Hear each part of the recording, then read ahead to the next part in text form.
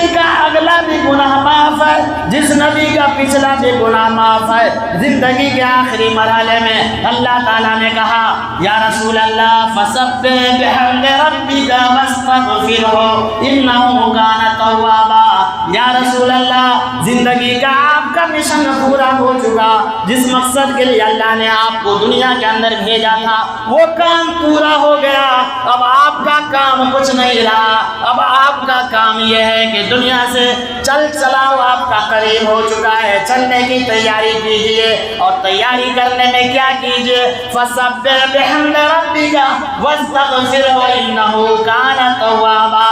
آپ اپنے رب کی تسبیح بیان کیجئے، آپ اپنے رب کی بڑائی بیان کیجئے، آپ اپنے رب سے توبہ استغفار کیجئے۔ جس نبی کا اگلا بھی گناہ معاف، جس نبی کا پچھلا بھی گناہ معاف، وہ نبی اللہ کی تسبیح آخری وقت میں کثرت سے کر رہا ہے، استغفار کثرت سے کر رہا ہے۔ ام المومنین حضرت عائشہ صدیقہ رضی اللہ تعالیٰ عنہ بیان فرماتی ہیں کہ اللہ کے نبی کریم صلی اللہ علیہ وسلم 70 سے زیادہ مرتبہ دن بھر میں توبہ استغفار کیا کرتے تھے۔ آج بتائیے تو صحیح، آپ جتنے لوگ جمعہ کی نماز میں آج حاضر ہیں اور بڑے ارمان کے ساتھ آئے ہوں گے، تو آپ بتائیے کہ کتنی مرتبہ آپ نے استغفر اللہ پڑھا ہے، کتنی مرتبہ آپ نے الحمدللہ کہا، کتنی مرتبہ آپ نے سبحان اللہ کہا۔ کوئی مطلب نہیں ہے الحمدللہ سے، کوئی مطلب نہیں ہے سبحان اللہ و بحمدہ سبحان اللہ العظیم سے، کوئی مطلب نہیں ہے۔ مطلب اگر ہے تو ہمیں اپنے پیٹ بھرنے ہی کی صرف فکر ہے، مطلب اگر ہے تو ہمیں اپنے مکان اور دکان بنانے اور سجانے کی فکر ہے، لیکن یہ فکر نہیں ہے جو کہا وہ تو قبل موتی، میرے بھائی مرنے سے پہلے مر جاؤ۔ پھر دیکھو تم گناہ سے کیسے بچتے ہو۔ جس آدمی کے ذہن میں یہ بات آ جائے کہ مر جانا ہے، مرنا ہے، ذہن میں تو بات ہے لیکن فکر اور تیاری نہیں۔ اللہ کہتا ہے ہم نے کہا او آدم تم اور تمہاری بیوی دونوں جنت میں آرام اور چین سے رہے، جہاں سے جو مرضی ہو کھاؤ اور پیو، لیکن ایک شرط ہے، ایک خیال رہے، دماغ کے اندر یہ بات بیٹھا لو وَلَا تَقْرَبَا هَٰذِهِ الشَّجَرَةَ فَتَكُونَ مِنَ الظَّالِمِينَ۔ تم اس درخت کے پاس نہیں جانا، یہ درخت بڑا خطرناک درخت ہے، اتنا خطرناک درخت ہے کہ جنت میں جانے والوں کو نکال کر کے جہنم میں پہنچا دے گا۔ ہمارے اور آپ کے باپ حضرت آدم اور ہماری آپ اور مائیں حوا علیہ السلام دونوں کو شیطان ایسا بہکایا، ایسا گھمایا، ایسا پڑھایا کہ وہ مجبور ہو گئے اس درخت کے پاس جانے سے، اور اس درخت کا پھل جس کو اللہ نے کھانے سے منع فرمایا تھا اس درخت کا پھل کھا لیا، اور جب کھا لیا تو اللہ نے کیا کہا اہبطوا، یہاں سے تم جاؤ، اور زندگی میں نہیں ہے تو نماز نہیں ہے۔ اور اللہ کہتا ہے تم سب سے پہلے اپنی زندگی میں نماز لے آؤ، نماز قائم کرو۔ اقم الصلاۃ لدلوک الشمس الی غسق اللیل، کب کب نماز پڑھو، اللہ کہتا ہے فجر کے لیے سے، اللہ کہتا ہے فجر سے لے کر صبح سے لے کر کے کب تک، رات کی تاریکی تک نماز پڑھو۔ من یهده اللہ فلا مضل له ومن یضلل فلا هادی له، واشهد ان لا اله الا الله وحده لا شريك له، واشهد ان محمدا عبده ورسوله، اما بعد فان خير الحديث كتاب الله، وخير الهدي هدي محمد صلى الله عليه وسلم، وشر الامور محدثاتها، وكل محدثة بدعة، وكل بدعة ضلالة، وكل ضلالة في النار۔ اما بعد فاعوذ بالله من الشيطان الرجيم، بسم الله الرحمن الرحيم۔ يوم نقول لجهنم هل امتلأت وتقول هل من مزيد، وأزلفت الجنة للمتقين غير بعيد، هذا ما توعدون لكل أواب حفيظ، من خشي الرحمن بالغيب وجاء بقلب منيب، ادخلوها بسلام ذلك يوم الخلود، لهم ما يشاءون فيها ولدينا مزيد، وكم أهلكنا قبلهم من قرن أشد منهم بطشا فنقبوا في البلاد هل من محيص۔ ان فی ذلک لذکری لمن کان له قلب والقى السمع وهو شهید وَلَقَدْ خَلَقْنَا السَّمَاوَاتِ وَالْأَرْضَ وَمَا بَيْنَهُمَا فِي سِتَّةِ أَيَّامٍ وَمَا مَسَّنَا مِن لُّغُوبٍ فَاصْبِرْ عَلَىٰ مَا يَقُولُونَ وَسَبِّحْ بِحَمْدِ رَبِّكَ قَبْلَ طُلُوعِ الشَّمْسِ وَقَبْلَ الْغُرُوبِ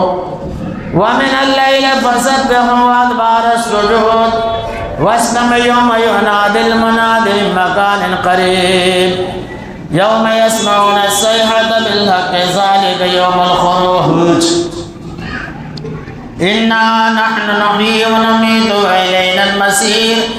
يوم تشقق الأرض عنهم سراعا ذلك حشر علينا يسير نحن أعلم بما يقولون وما أنت عليهم بجبار فذكر بالقرآن من يخاف وعيد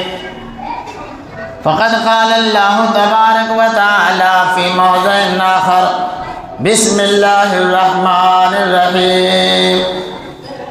أقم الصلاة لدلوك الشمس إلى غسق الليل وقرآن الفجر إن قرآن الفجر كان مشهودا ومن الليل فتهجد به نافلة لك عسى أن يبعثك ربك مقاما محمودا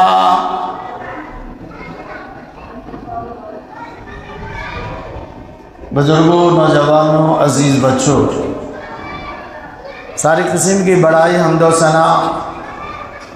اس ذات باری کے لیے ہے جو سارے جہان کا خالق ہے، مالک ہے، پالنہار اور پروردگار ہے، جس کے قبضہ قدرت میں ساری جہان کی ملکیت ہے، جو علیم بذاتی صدور ہے، سینوں کی رازوں کا جاننے والا، موت اور حیات کا مالک ہے، جس پروردگار عالم نے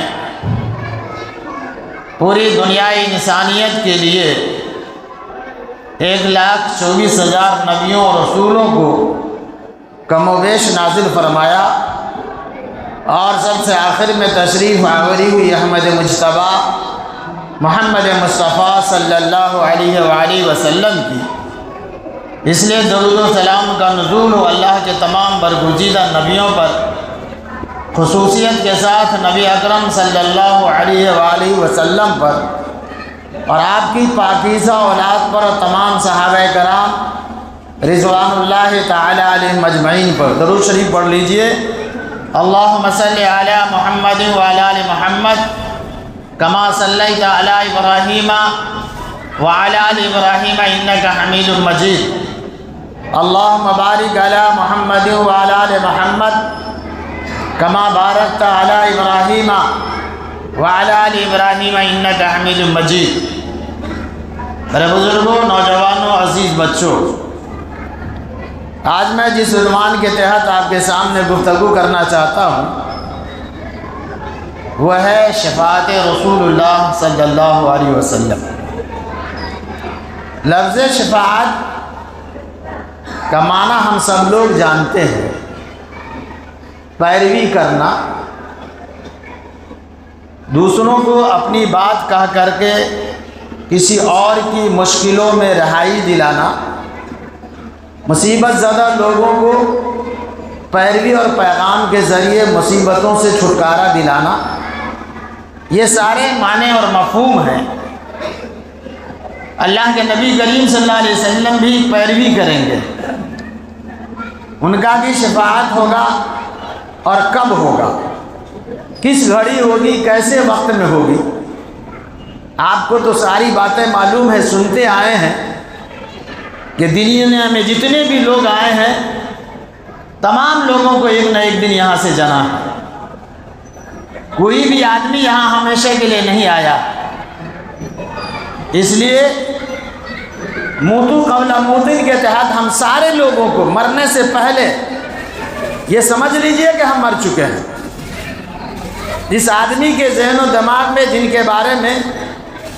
کبھی یہ بات ہمارے تصور میں آپ کے ذہن و دماغ میں نہیں آ سکتی ہے کہ اس آدمی کی بھی ابھی موت ہوگی، ویسا آدمی آپ کی نظروں سے سنی سنائی طور پر فوراً نگاہوں سے اوجھل ہو جاتا ہے۔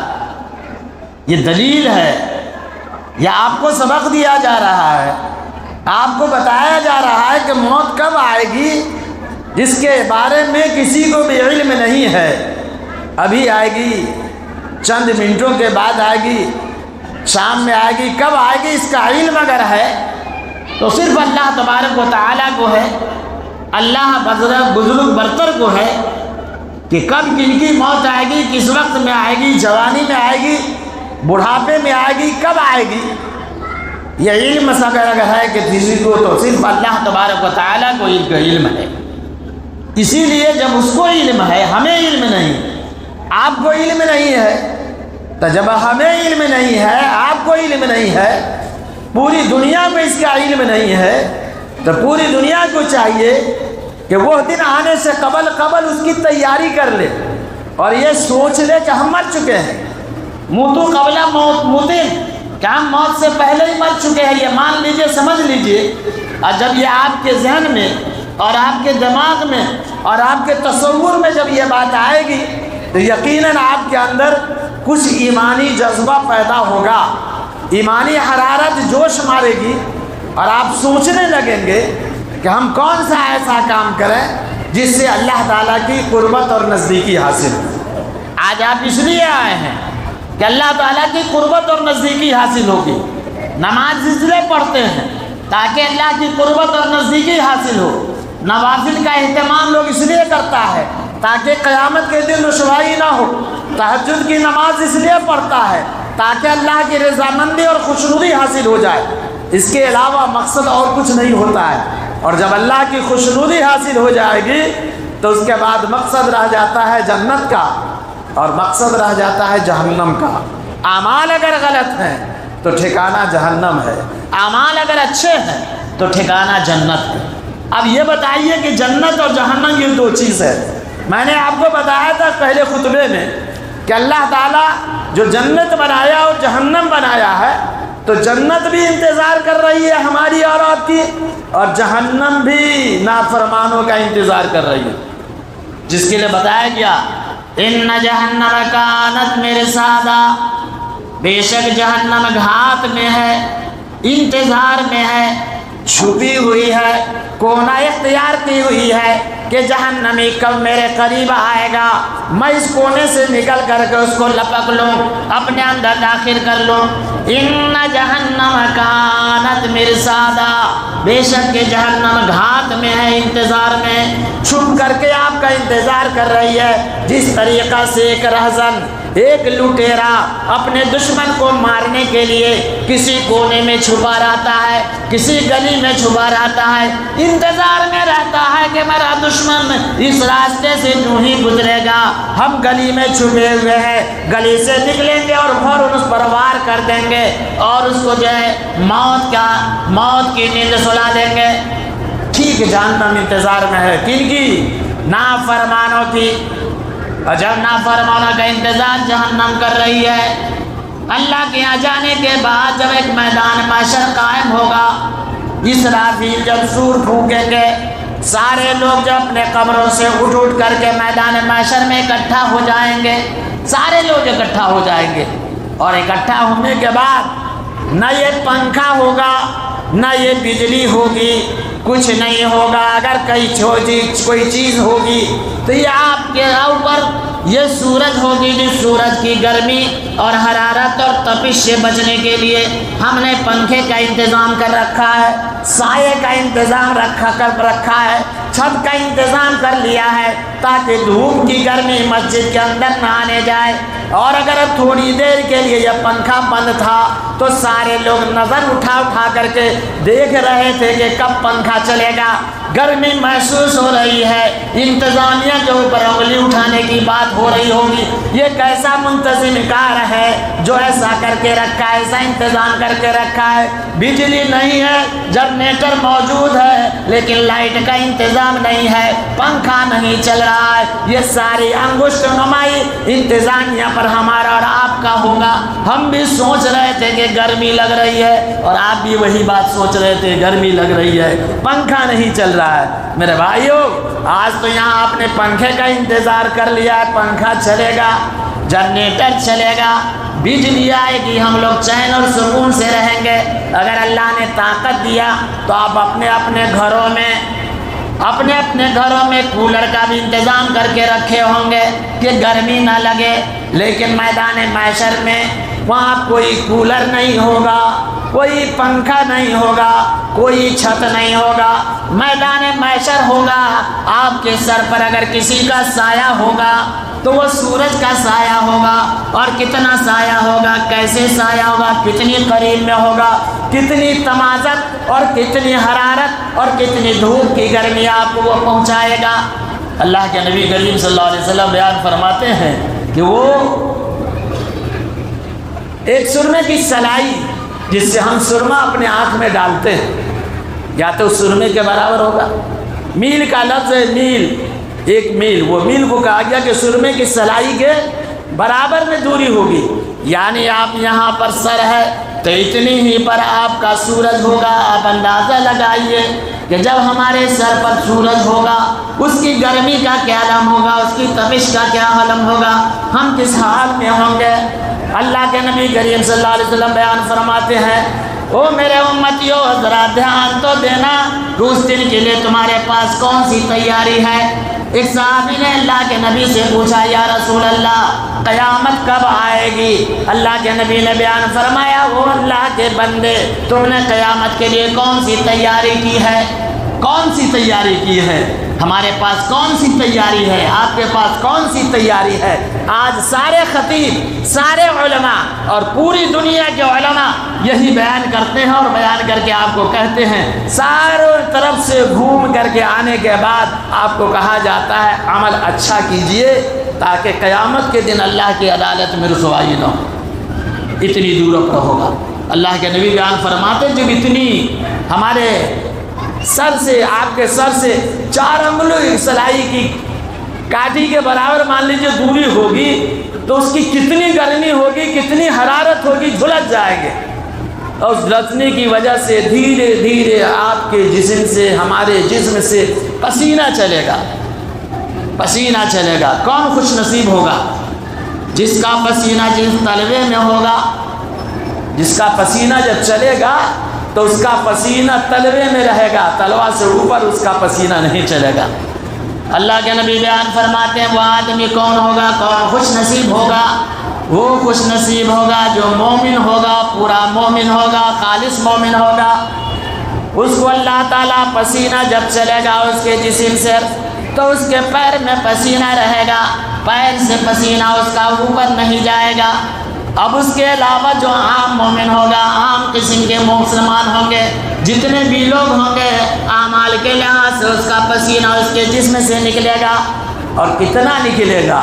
اتنا نکلے گا کہ کوئی کسی کا پیر ڈوبا ہوا ہوگا، اتنا نکلے گا کہ کسی کا پسینہ گھٹنے پر ہوگا، اتنا پسینہ نکلے گا کہ کسی کا پسینہ کمر پر ہوگا، اتنا نکلے گا کہ کسی کا پسینہ سینے پر ہوگا، اتنا نکلے گا کہ کسی کا پسینہ جو ہے حلق تک ہوگا، اتنا نکلے گا کہ کسی کا پسینہ ٹھوڑی تک، منہ تک جا کر کے رہے گا۔ یہ مومنوں کی بات ہے، مومنوں کا پسینہ یہاں تک ہوگا،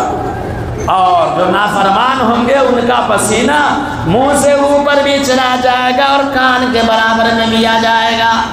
یہ نافرمانوں کا ہوگا، کافروں کا ہوگا، بدبختوں کا ہوگا، اللہ سے بغاوت کرنے والوں کا ہوگا، اللہ کے دشمن کا ہوگا، اور مومنوں کا پسینہ یہاں تک ہوگا۔ اور وہ پسینہ کیسا ہوگا؟ وہ کھولتا ہوا ہوگا۔ کیسا کھولتا ہوا؟ آپ اپنے گناہ کرنے کے وقت میں کبھی سوچا کہ ہم گناہ کر رہے ہیں، ہمارا قیامت کے دن پسینے میں کہاں تک ڈوبے ہوں گے؟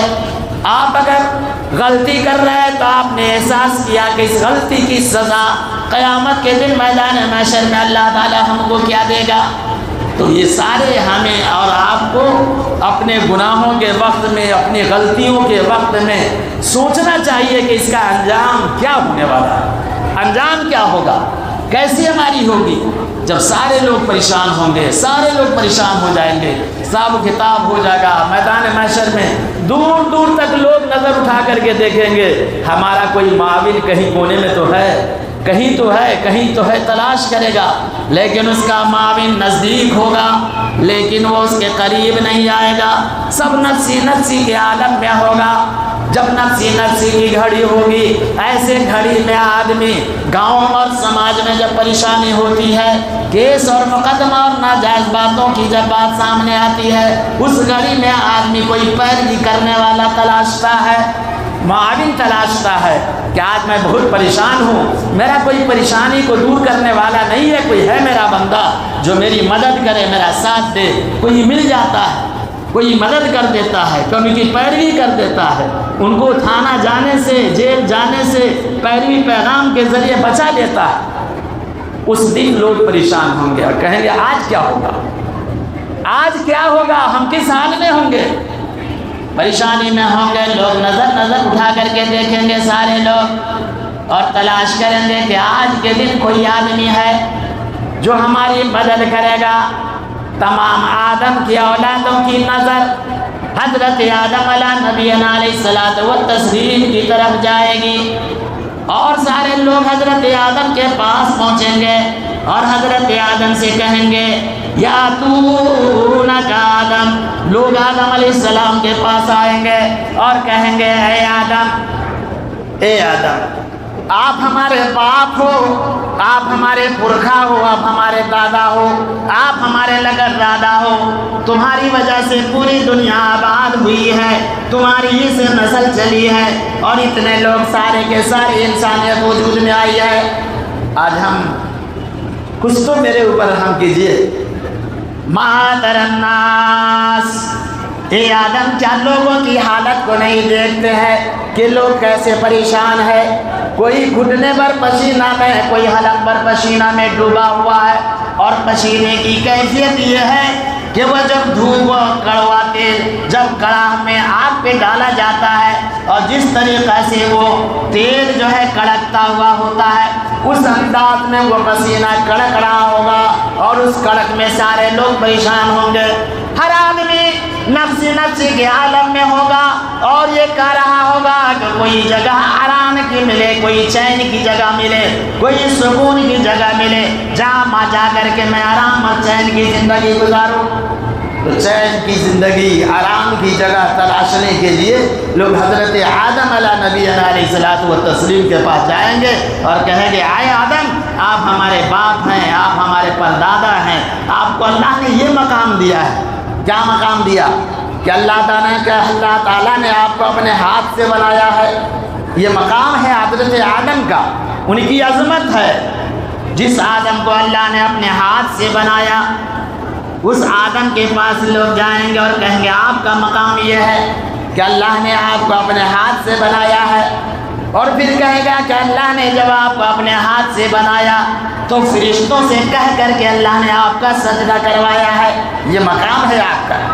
جب مقابلے کی بات آ گئی تو اللہ تعالیٰ نے تمام چیزوں کے نام بتا دیے تاکہ مقابلے میں آپ اول نمبر پہ رہیں، آپ کو کسی کا مخالفت نہ ہو، آپ سے آگے کوئی نہ بڑھ سکے۔ اے آدم، یہ مقام آپ کا ہے، یہ عظمت آپ کا ہے، تو کم سے کم اپنے اللہ کے بندوں کی، اپنی اولادوں کی فکر تو کیجئے کہ دیکھیے سارے لوگ کتنے پریشان ہیں، کتنے پریشان ہے۔ کچھ آپ کر دیجئے، کچھ پیروی کر دیجئے، کچھ پیغام کر دیجئے، اور ہم لوگوں کو اس مصیبت سے نکال کر کہیں آرام کی جگہ پر لے جا کر کے ڈال دیجئے تاکہ ہم آرام اور سکون سے رہیں۔ وہ آدم جن کا اتنا بڑا مقام، آج تک دنیا میں لوگ پیروں کے پیچھے پڑے ہوئے ہیں، مزاروں کے پیچھے پڑے ہوئے ہیں، مزار پرستوں کے پیچھے پڑے ہوئے ہیں، تسبیح کا لمبا لمبا دانہ لے کر کے ٹہلنے والوں کے پاس پیچھے ہوئے کہ یہ بڑا اللہ والا ہے، پہنچا ہوا ہے، رات دن تسبیح اور تحلیل میں لگا ہوا ہے، ذکر و اذکار میں لگا ہوا ہے۔ اور وہ آدم جن کی عظمت یہ ہے کہ اللہ نے ان کو اپنے ہاتھ سے بنایا ہے، جن کی عظمت یہ ہے کہ اللہ تعالیٰ نے فرشتوں سے سجدہ کروایا ہے، جن کی عظمت یہ ہے کہ اللہ تعالیٰ نے تمام چیزوں کے نام بتا دیے ہیں، اس آدم کے پاس ہم سارے لوگ جائیں گے، سارے لوگ جائیں گے اور کہیں گے آدم مادر الناس۔ وہ آدم لوگوں کی حالت کا آپ نہیں دیکھ رہے ہیں کہ کتنے پریشان ہیں، سارے لوگوں کی پریشانی کو دیکھیں گے۔ حضرت آدم کیا کہیں گے؟ حضرت آدم اپنی غلطی کو یاد کریں گے، آپ کا باپ اپنی غلطی کو یاد کر رہا ہے میدان محشر میں، اور ہم اور آپ اپنی غلطی کو دنیا میں بھی یاد کرنے کے لیے تیار نہیں۔ آج ہم اپنی غلطی کو ماننے کے لیے، اللہ کے سامنے گریانے کے لیے دنیا میں بھی تیار نہیں ہے۔ ہم سمجھتے ہیں کہ ہم بالکل معصوم ہیں، ہم کوئی گناہ نہیں کیا ہے، جبکہ آپ کے نبی محمد عربی صلی اللہ علیہ وسلم کو معصوم کہا گیا۔ قرآن نے ذکر کیا قد غفر اللہ ما تقدم من ذنبک وما تاخر، کہ اللہ تعالیٰ نے آپ کے اگلے پچھلے سارے گناہوں کو معاف فرما دیا۔ قد غفر اللہ ما تقدم من ذنبک وما تاخر، اے نبی اللہ نے آپ کے اگلے گناہوں کو بھی معاف فرما دیا ہے اور پچھلے گناہوں کو بھی معاف فرما دیا ہے۔ جس نبی کا اگلا بھی گناہ معاف ہے، جس نبی کا پچھلا بھی گناہ معاف ہے، زندگی کے آخری مرحلے میں اللہ تعالیٰ نے کہا یا رسول اللہ فسبح بحمد ربک واستغفرہ انہ کان توابا، یا رسول اللہ زندگی کا آپ کا مشن پورا ہو چکا، جس مقصد کے لیے اللہ نے آپ کو دنیا کے اندر بھیجا تھا وہ کام پورا ہو گیا، اب آپ کا کام کچھ نہیں رہا، اب آپ کا کام یہ ہے کہ دنیا سے چل چلاؤ آپ کا قریب ہو چکا ہے، چلنے کی تیاری کیجئے، اور تیاری کرنے میں کیا کیجئے فسبح بحمد ربک واستغفرہ انہ کان توابا،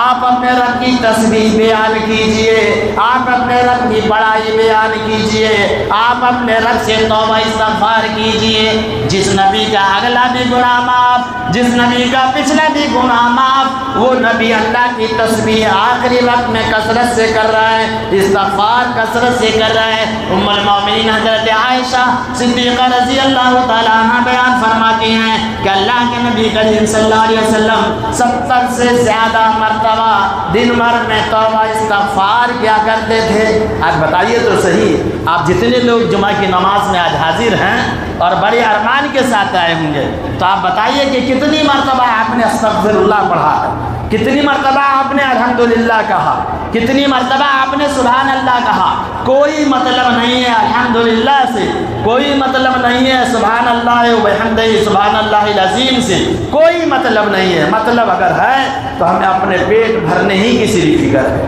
مطلب اگر ہے تو ہمیں اپنے مکان اور دکان بنانے اور سجانے کی فکر ہے، لیکن یہ فکر نہیں ہے جو کہا موتو قبل موتن، میرے بھائی مرنے سے پہلے مر جاؤ، پھر دیکھو تم گناہ سے کیسے بچتے ہو۔ جس آدمی کے ذہن میں یہ بات آ جائے کہ مر جانا ہے، مرنا ہے، ذہن میں تو بات ہے لیکن فکر اور تیاری نہیں، پردہ تو ہے سارے لوگوں کا ایمان، مر جائیں گے۔ آزاد دن آپ کے ساتھ رہنے والا، چوک چوراہے پر رہنے والا انور نام کا آدمی، چمن کا بھائی،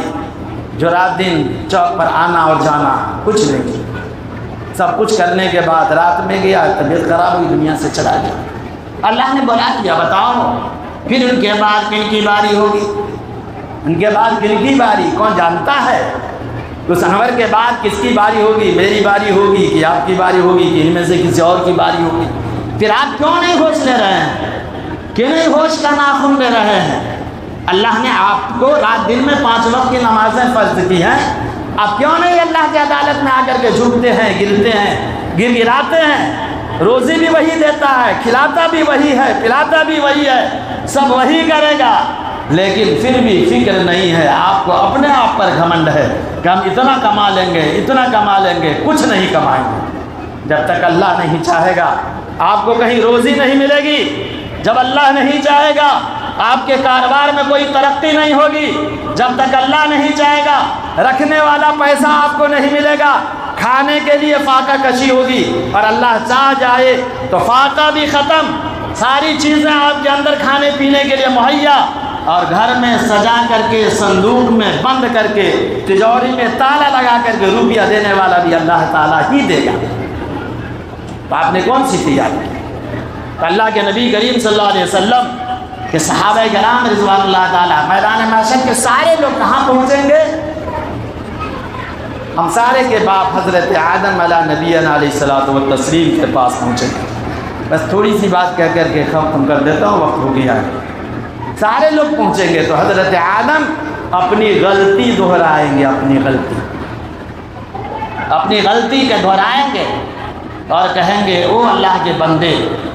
او میری اولاد سنو،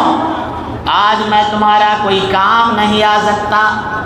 آج تک دنیا میں تسبیح ہلانے والا کہتا ہے اتنا بڑا چٹھا لکھ کر کے دیتا ہے، قبر میں ڈالا جاتا ہے، سرہانے لٹکایا جاتا ہے، اور یہ ذہن میں خرافات اور کفر بیٹھی ہوئی ہے کہ اس کی وجہ سے ہماری نکیرین کے سوال کی جواب بھی ہو جائے گا، اور قیامت کے دن میدان محشر میں وسیلے سے ہم جنت کے اندر بھی چلے جائیں گے۔ یہاں پیروں کے پیر کے باپ کا حکم یہ ہے کہ وہ اپنی غلطی کا احساس کریں گے اور کہیں گے کہ میں نے بھی غلطی کی ہے، آج میں اس لائق نہیں ہوں کہ میں اپنے پروردگار عالم کے سامنے کھڑا ہو کر کے تمہاری کچھ سفارش کر سکوں یا تمہیں ان پریشانیوں سے نکلوا کر کے آرام اور چین اور سکون کی جگہ میں تمہیں جا کر کے پناہ دے دوں۔ یہ مجھ سے نہیں ہو سکتا، مجھ سے نہیں ہو سکتا۔ آدم علیہ السلام نے کہا، قرآن نے ذکر کیا وَقُلْنَا يَا آدَمُ اسْكُنْ أَنْتَ وَزَوْجُكَ الْجَنَّةَ وَكُلَا مِنْهَا رَغَدًا حَيْثُ شِئْتُمَا وَلَا تَقْرَبَا هَٰذِهِ الشَّجَرَةَ فَتَكُونَ مِنَ الظَّالِمِينَ۔ اللہ کہتا ہے ہم نے کہا او آدم، تم اور تمہاری بیوی دونوں جنت میں آرام اور چین سے رہے، جہاں سے جو مرضی ہو کھاؤ اور پیو، لیکن ایک شرط ہے، ایک خیال رہے، دماغ کے اندر یہ بات بیٹھا لو، وَلَا تَقْرَبَا هَٰذِهِ الشَّجَرَةَ فَتَكُونَ مِنَ الظَّالِمِينَ۔ تم اس درخت کے پاس نہیں جانا، یہ درخت بڑا خطرناک درخت ہے، اتنا خطرناک درخت ہے کہ جنت میں جانے والوں کو نکال کر کے جہنم میں پہنچا دے گا۔ ہمارے اور آپ کے باپ حضرت آدم اور ہماری آپ اور مائیں حوا علیہ السلام دونوں کو شیطان ایسا بہکایا، ایسا گھمایا، ایسا پڑھایا کہ وہ مجبور ہو گئے اس درخت کے پاس جانے سے، اور اس درخت کا پھل جس کو اللہ نے کھانے سے منع فرمایا تھا اس درخت کا پھل کھا لیا، اور جب کھا لیا تو اللہ نے کیا کہا، اہبطوا، یہاں سے تم جاؤ، مستقر و متاع الہی،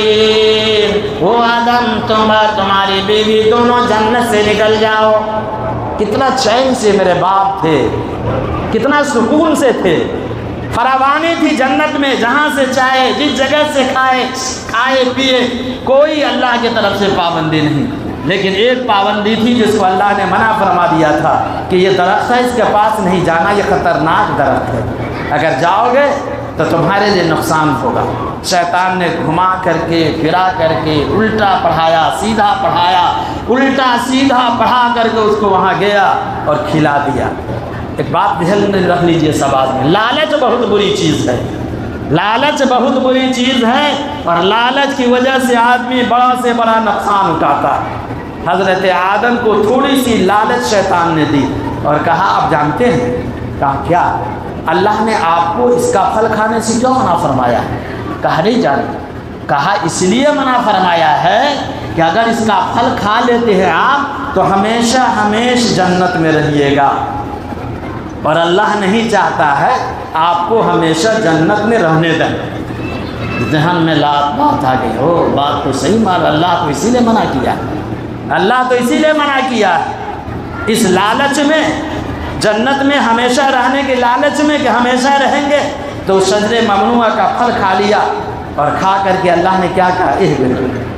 اب جنت میں تمہارا ٹھکانہ نہیں ہے، مستقر و متاع الہی، دنیا میں جاؤ وہی تمہارا مستقل ٹھکانہ ہے، اور دنیا میں رہ کر کے جو فائدہ اٹھانا ہے فائدہ اٹھا لیجیے۔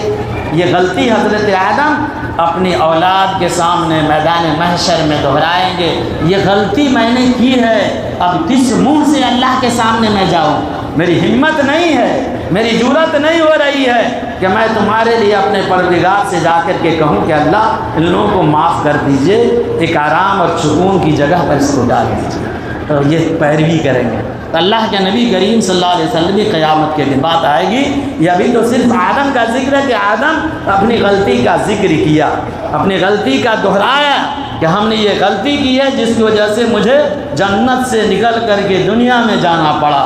اور میں اس لائق ہوں کہاں کہ میں نے اللہ کے سامنے تمہارے لیے سفارش کروں کہ تمہیں اللہ تعالیٰ اس پریشانی سے بچائے۔ اللہ تعالیٰ ہم سارے لوگوں کو پریشانیوں سے بچائے۔ اور آخری بات چلتے چلتے قرآن کی آیت میں نے آپ کے سامنے پڑھی ہے، اقم الصلاۃ لدلوک الشمس الی غسق اللیل وقرآن الفجر ان قرآن الفجر کان مشہودا۔ اللہ تعالیٰ آپ سے کہتا ہے میرے بندو نماز قائم کرو، نماز۔ آج ہم لوگوں کی زندگی میں نماز نہیں ہے، شراب تو ہماری زندگی میں ہے، جوا تو ہماری زندگی میں ہے، بھٹیار خانے میں جانا ہماری زندگی میں تو ہے، گالی گلوچ کرنا ہماری زندگی میں تو ہے، لوگوں کی ماں اور بہنوں کی عزت و آبرو کو لوٹنا ہماری زندگی میں ہے۔ اور اگر ہماری زندگی میں نہیں ہے تو نماز نہیں ہے۔ اور اللہ کہتا ہے تم سب سے پہلے اپنی زندگی میں نماز لے آؤ، نماز قائم کرو۔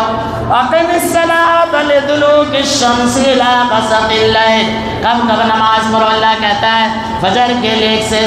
اللہ کہتا ہے فجر سے لے کر صبح سے لے کر کے کب تک؟ رات کی تاریکی تک نماز پڑھو۔ اس میں اور بھی مسائل ہیں، باتیں آگے آگی۔ تو آپ کو نماز نہیں پڑھتے، ہم نماز نہیں پڑھتے، ہمیں اور آپ کو چاہیے کہ نماز کا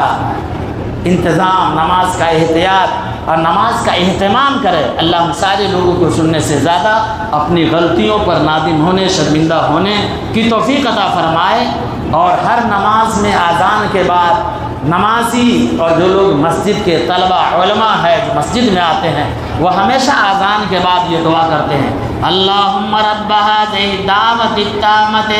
والصلاة القائمة آت محمدا الوسیلة والفضیلة وابعثه مقاما محمودا الذی وعدته۔ مقام محمودہ، سارے لوگ دعا کرتے ہیں اس مقام کی، اور یہ مقام کسی نبی کو نہیں ملے گا، یہ مقام اگر ملے گا تو محمد رسول اللہ صلی اللہ علیہ وسلم کو ہی مقام محمود ملے گا۔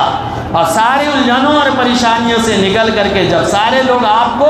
آخری نبی کے پاس بھیج دیں گے، حل کہیں کا نہیں ہے، نہ نوح کے پاس حل ہے، نہ ابراہیم کے پاس، نہ موسیٰ کے پاس، نہ عیسیٰ کے پاس، اس پریشانی سے بچنے کے لیے کسی کے پاس حل نہیں ہے، چونکہ سب لوگوں کا دامن کسی نہ کسی اعتبار سے اللہ کی نافرمانی یا اللہ سے غلطی کر چکا ہے۔ سارے لوگ کہہ کر کے کہ چلے جائیے محمد رسول اللہ کے پاس، اور محمد رسول اللہ